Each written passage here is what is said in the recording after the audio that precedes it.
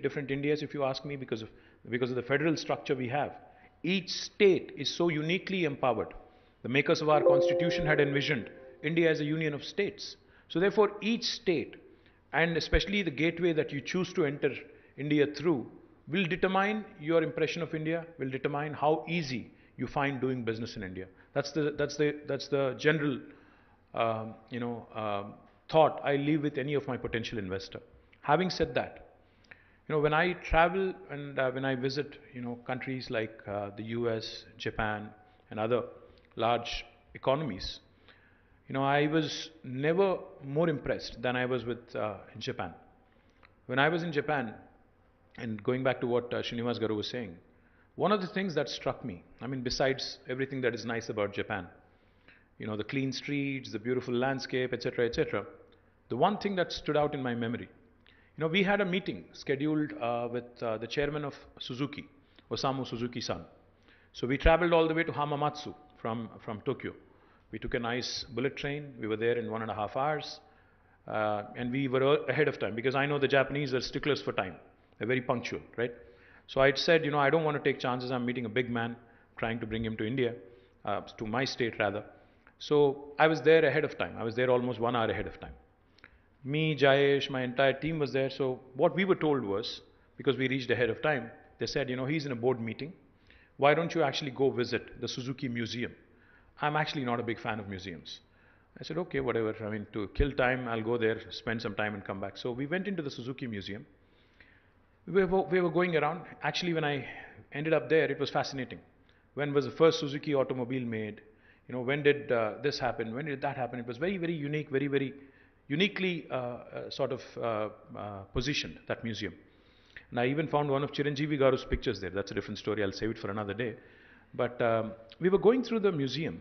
What I found, to my amusement, and which I thought was very intriguing, was there were a bunch of, I would say, 7 or 8-year-old boys and girls from a school, all in school uniforms, going around the entire museum. I said, this is interesting. A grown adult like me, I might find this interesting, but what would this be of interest to any of these young kids, especially those in 2nd grade or 3rd grade? Why would this be of any interest to them? So I asked one of my Japanese friends there, I said, what are they doing here? What are the little kids doing here? He said, watch what they're doing. What they've been doing there is, which was so amazing later on when I realized, they actually were, of course, given the tour of the place, shown automobiles and how automobile evolution happened in Suzuki, etc., etc. Then later on, they were led to a kiosk. A kiosk, like the vending machine that we have for soda and other snacks. Typically, that you'd run into in a hotel lobby or in your office. There was one such vending machine where the kid could go and pick the color of the vehicle, the make of the vehicle, customize it, and then click a few buttons, and out would come a car with the kid's name on it, with the specific model he wanted, with the specific thing he wanted. I said, so what is the lesson you're trying to impart to these kids here? He said, my Japanese friend said, design thinking, engineering from a very early age. We need to tell our kids that manufacturing really holds the key to the growth of the world, to the expansion of your thinking, and to the expansion of your abilities, because the world cannot do without, we are all seated on furniture here. I'm speaking in a mic. Each of this is manufactured somewhere in the world. Each of this is designed in a certain way.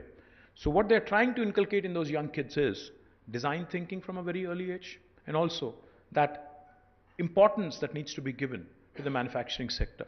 Each of us, when we go back home, or even if you look around here, there's plenty of Japanese products, there's plenty of Korean products in your living room. Please go back and, when you go back home today, please look around. There is a Sony television, there is a Panasonic air conditioner, there is a Toyota vehicle possibly you're running, or a Honda. There is a Samsung phone that you may be using. There is a LG refrigerator possibly in your home. The point I'm trying to make is, what I admire about a country like Japan, and companies like DAIFUKU, is the amazing tenacity, the amazing resilience they've shown over the last few decades. Remember, Japan was the only nation in the world which had experienced the most tragic and most devastating atomic explosion, Hiroshima and Nagasaki. In spite of that, despite earthquakes, despite tsunamis, despite natural contours which are against, all the forces of nature are stacked up against them. But it's the human intellect, it's the brain that the Japanese have invested in. It's the humans that the Japanese have invested in that have really propelled them to be one of the largest economies in the world. In spite of having a very small population, with all the forces of nature stacked up against them, with even incidents like the Hiroshima Nagasaki explosion, yet the Japanese today continue to rule the roost, continue to be a dominant force economically compared to the West and compared to Asia as well. Same applies to Korea. So the one thought when Srinivas Garu says, we need to focus on manufacturing. Yes, we need to focus on manufacturing. But what I told the US Consul General is, we need to pick up the best elements from different parts of the world. India cannot, and India does not have the latitude. India does not have the luxury to grow at its own pace. You cannot miss this opportunity. You have to seize this opportunity. We are uniquely positioned now where the world is looking at different manufacturing, the world is looking at alternate manufacturing locations outside of China. If India has to latch on to this, we have to do what the US has done in the last 30 years in a span of next 10 years. We have to do what China has done in the last 25 years in the span of next 10 years. So we don't have the opportunity, or we don't really have the luxury of leapfrogging. We have to pole vault. We have to jump a few hoops. We have to cover a few bases, and we have to focus on not just high-tech manufacturing or advanced manufacturing or smart manufacturing. We have to focus on basic manufacturing. We have to ensure we also get the efficient smart manufacturing which is coming out as part of Industry 4.0, Industrial Revolution 4.0. And we also have to ensure that we instill and inculcate design thinking at the school curriculum level, at a very young age, at a school curriculum level, at basic education level, and most importantly, even in the vocational training institutes that we have, the polytechniques, the ITIs, etc., etc. We also need to ensure, in fact, I was talking to Procter & Gamble yesterday, myself, Jayesh, we had a meeting with them. Right after the meeting, when I told them that I want you to enter, and I want you to enter, they have a huge manufacturing facility here where they produce liquid detergent and a bunch of other things from Telangana. So I told them, I want you to actually tag along one of my institutes, in fact, the IIIT in Basra, where we have some brilliant youngsters. I told them, please tie up with them and please create an apprenticeship model where the kid who's studying there in engineering or +2 can actually come over, spend 6 months in your or as an intern or apprentice in your facility, in your manufacturing facility, and it's a win-win proposition for you and them, because once you like what you see, you obviously have the luxury of giving them an opportunity to work with you, and the students also get an opportunity to learn. So we need 4 things. 1, like I said, basic design thinking at school level. At a higher education level or vocational training level, we need to ensure an apprenticeship model happens. 3, we need to compete on scale. If you want to compete with the large manufacturing countries like China, we of course need to do, we of course need to create the world's largest pharma parks, world's largest industrial parks, and through which economies of scale are bound to come. I'm delighted Sudhir Reddy Garu is doing something truly unique. With TIF and TSIAC, we are building up one of Telangana's largest industrial parks in Dandumalkapur. I'm delighted it's shaping up really well, Sudhir Anna. Thank you very much. I would wish FTCCI, I would wish CII, I would wish FICCI, I would wish the Japanese also come together and create such large parks.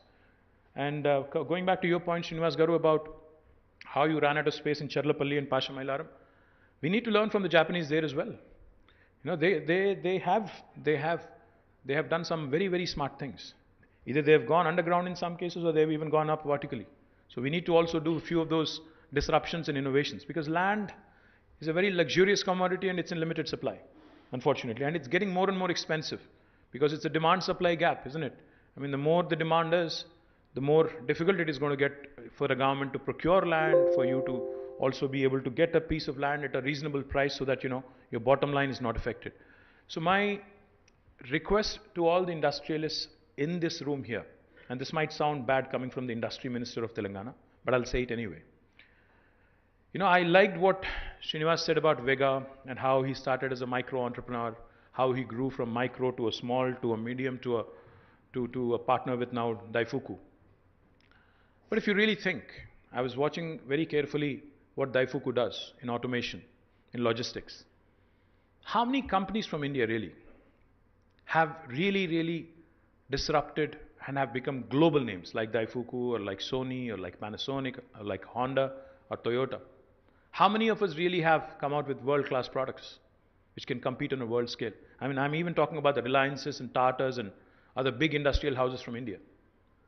We have done well. We have been growing, of course. We're a large country. We have a large domestic market.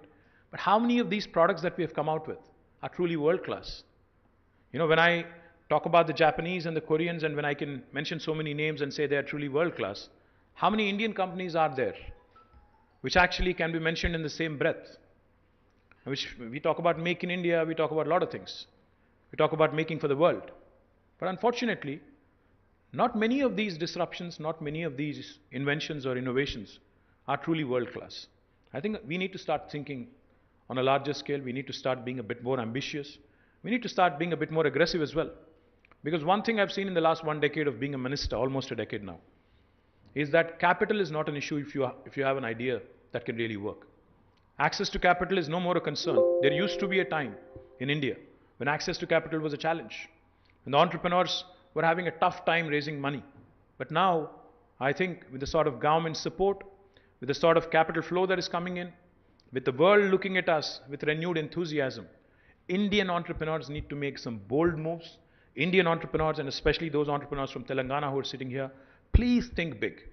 Please think aggressively. Please start thinking of products for the world, not just for India. So I welcome DAIFUKU, I welcome the entire manufacturing ecosystem here, and I am a truly strong believer that we have it in us to make world-class products. We have it in us to provide solutions for the world. So I wish you all the very best, and I'm, as the minister from Telangana, as a state representative, I'm happy to be a partner in your growth story. So I welcome DAIFUKU, I welcome the entire team here. Thank you very much. Jai Telangana, Jai Hind.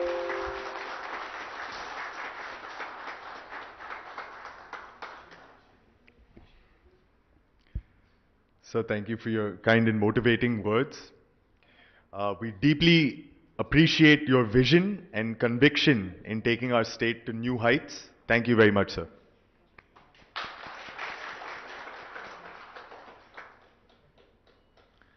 I now request our Vice President of Sales and Marketing, Sandeep Garu, to express DAIFUKU's gratitude for everyone's presence here today.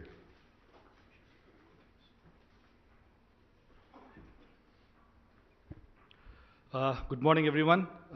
I, Sandeep Chakravarti, the Vice President, Sales and Marketing, would like to thank the Honorable Minister for Municipal Administration, Urban Development, Industries and Commerce and Information Technology, Government of Telangana, Shri K.T. Ramarao Garu, Principal Secretary of Industries, Commerce and Information Technology, Government of Telangana, Shri Jayesh Ranjan Garu, Vice Chairman and Managing Director, TSIIC, Government of Telangana, Shri Narasimha Reddy Garu, officials from the Government of Telangana, friends from the print and electronic media, suppliers and our vendor partners, members of the DAIFUKU family, for gracing this momentous occasion with your kind presence.